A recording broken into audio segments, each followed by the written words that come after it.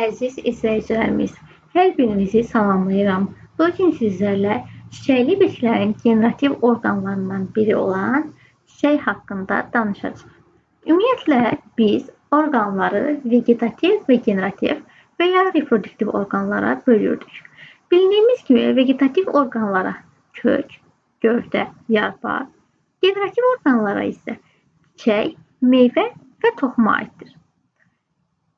Generativ orqanlardan olan çiçək haqqında danışaq. Çiçək, bitkilərin generativ orqanlarından biri olub, şəklini dəyişmiş generativ zoqdur. Çiçək generativ tumurcuqdan inkişaf edir. Yadınızdadırsa, biz zoğa tərif verəndə qeyd etmişdik ki, zoq üzərində yarpaqlar və tumurcuqlar daşıyan gövdənin cavan hissəsidir. Məhz elə çiçək də şəklini dəyişmiş generativ zoqdur.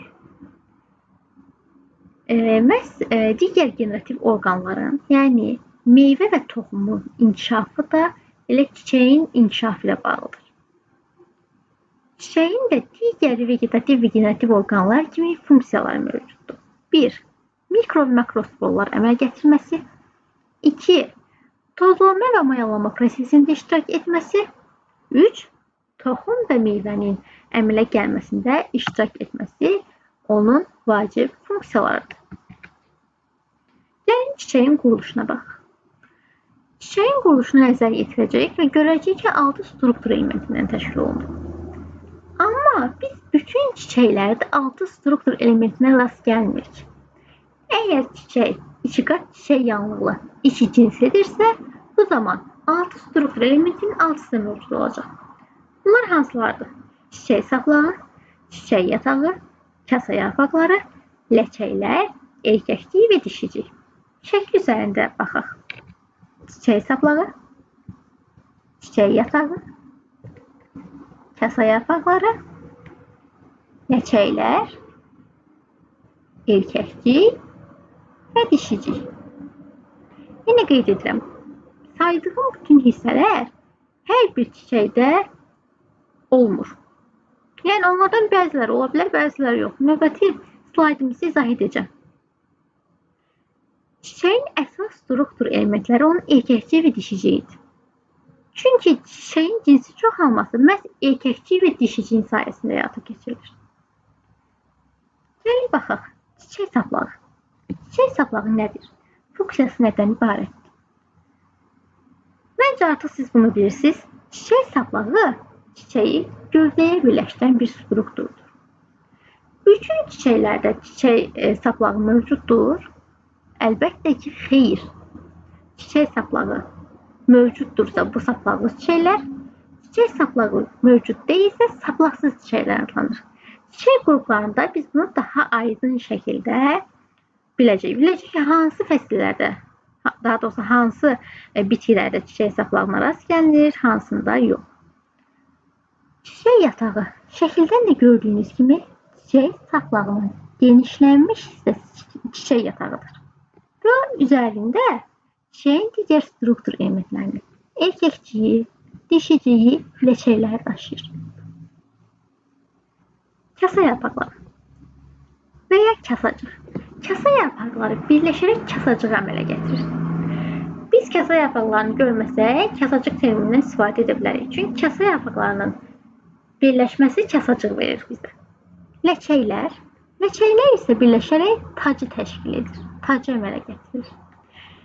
Tac adətən əlvan rəngli olur. Yəni, nəzərə çarpacaq dərəcədə rəngli olur. Bu da elə belə deyil, təsadüfi deyil, bu da təkamüldə bir uyğunlaşmadır. Çiçəyin əlvan olması nəticəsində həşərat cəlb olunur. Həşərat daha sonra çiçəyə qonur və tozlanma prosesini, hansı ki mayalanmanın getməsi üçün vacib olan tozlanma prosesini həyata keçirir. Lakin elə çiçəklər də olur ki, onlar çox kiçik olur, gözlə elə də yaxşı nəzərə çarpmır və həşəratı cəzb eləmir. Buna görə də Onlar qrup halında toplanırlar və çiçək qruplarını əmələ gətirirlər. Çiçək qrupları isə bizim növbəti dərsimizdir. Növbəti videomda çiçək qrupları haqqında ətraflı danışacağım. Yəni bu da təkamüllü bir uyğunlaşmadır. Çiçəklərin qrup halında yerləşməsinin bioloji bir əhəmiyyəti var. Hansı ki, bunun nəticəsində çarpaz tozlanma həyata keçirilir. Yəni çiçəklər xırda olur, gözlə görünmür və həşərat cəzb olunmur da, həşəratı cəlb eləmir. Onlar çoxlu qrup halında yığılırlar ki, daha yaxşı nəzərə çarpsın. Məsələn, Yasinməndə biz buna rast gəlirik. Ətraflı növbəti dərsimizdə danışacağım. Baxaq erkəkçiyə və dişiciyə. Erkəkçi iki hissədən, erkəkçi saplağından və sarı rənglə verilən tozluqdan ibarətdir. Tozluğun içərisində tozcuqlar yerləşir. Tozcuqlar da tozlanma prosesində iştirak edən struktur elementlərdir. Çoxlu sayda tozcuqlar olur. Dişici. Dişici üç hissədən, dişicinin ağızcığından, dişicik sütuncuğundan və yumurtadan təşkil olunur. Dişicik ağızcığı, dişicik sütuncuğu və yumurtalıq. Uşaqlar, dişiciyin yumurtalığından meyvə yanlığı, dişiciyin yumurtacığından isə toxum inkişaf edir. Dişiciyin yumurtalığının içərisində xırda şəkildə yumurtacıq yerləşir. Məhz ona görə də biz deyirik ki, digər generativ orqanlar olan meyvə və toxumun inkişafı məhz elə çiçəklə bağlıdır. Yəni, dişiciyin yumurtalığından gələcəkdə meyvə yanlığı, yumurtalığın içərisində yerləşən kiçik yumurtacıqdan isə gələcəkdə toxum inkişaf edəcək. Dişiciyin ağızcığının sayına görə bir ağızcıqlı, 2 ağızcıqlı, 3 ağızcıqlı ola bilir. Bir ağızcıqlı dişiciyə malik olan bitkilərə biz paxlalılar, badımcan çəkimlər, xaç çəkimlər, gül çəkimlər fəsiləsinin nümayəndələrində, 2 ağızcıqlı dişiciyə malik olanlara taxıllarda, mürəkkəb çiçəklərdə, 3 ağızcıqlı dişiciyə malik olanlar isə dambaqlar fəsiləsinin nümayəndələrində rast gələ bilərik. Çiçək yanlığına görə çiçəkləri tam çiçəklərə və qeyri-tam çiçəklərə bölürlər. Əvvəlcə biz çiçək yanlığının nə olduğunu aydınlaşdıraq. Çiçək yanlığı ləkəklər və kəsə yarpaqlarının birlikdəliyidir. Yəni, çiçək yanlığını ləkəklər və kəsə yarpaqları təşkil edir. Çiçək yanlığına görə tam çiçəklər qeyri-tam çiçəklərə bölünür dedik.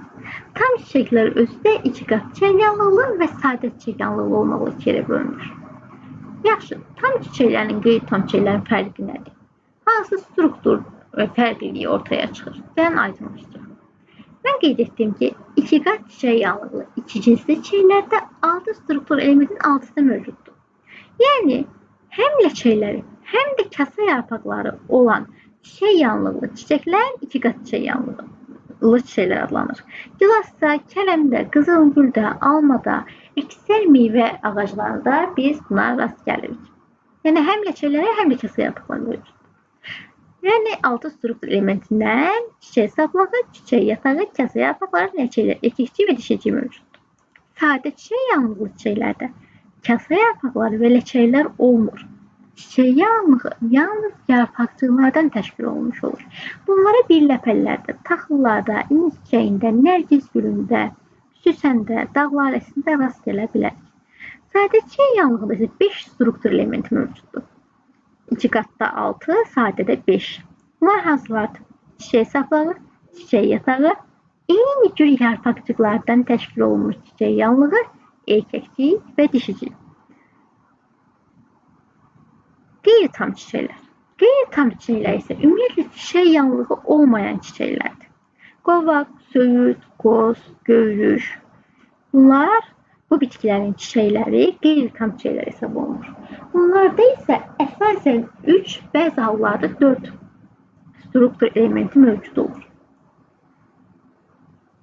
Çiçək yanlığına görə ümumiləşdirək 2 yerə tam çiçəklərə, qeyri-tam çiçəklərə, tam çiçəklər öz növbəsində 2 qat çiçək yanlığı və sadə çiçək yanlığı çiçəklərə ayrılır.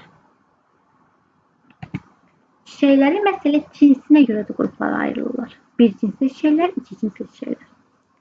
Bir cinsli çiçəklərdə dişici və erkəkçi ayrı-ayrı çiçəklərdə yerləşir.